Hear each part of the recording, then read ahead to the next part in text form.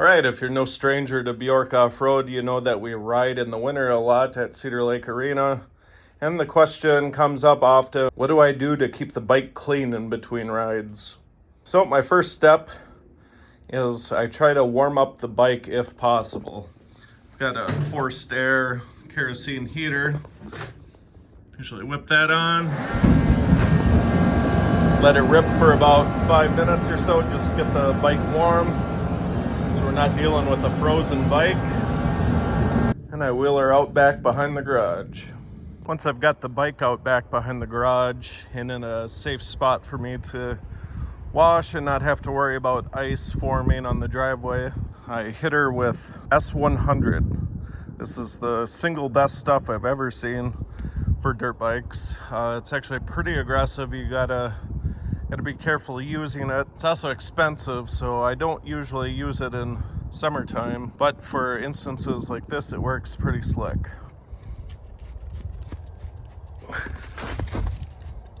Spray any place that gets greasy. I try to avoid the plastics because I know that this stuff is aggressive.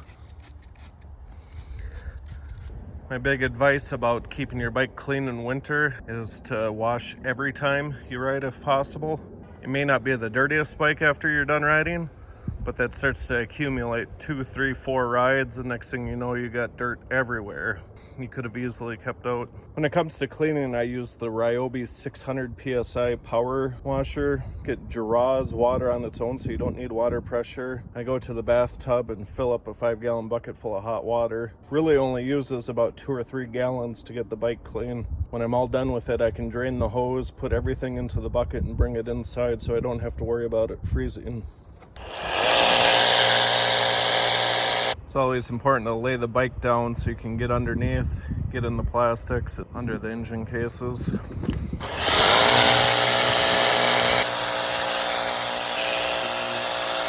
All done, we wind up the hose, take it apart, charge up the battery, shove everything back in that 5-gallon bucket and put it in the basement so it doesn't freeze and it's ready to go for the next time. I use the leaf blower to blow it all off, or as much as I can off, as soon as possible when I'm done.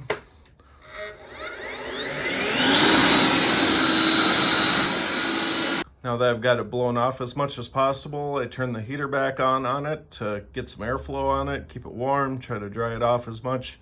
I'll take a microfiber rag and do some manual drying as well. One thing that you need to be careful about when you're washing your bike in winter is where you're spraying the water. Even so much more in winter when everything will freeze in a split second when it's that cold out. Last step is to fire up the bike, get it warmed up, burn off any extra water that's where it's not supposed to be, and get some lube on that chain. All right, I hope that helps. Remember to keep your cleaner inside the house as well, otherwise you'll have a frozen spray bottle of S100 when you're all done. Take care.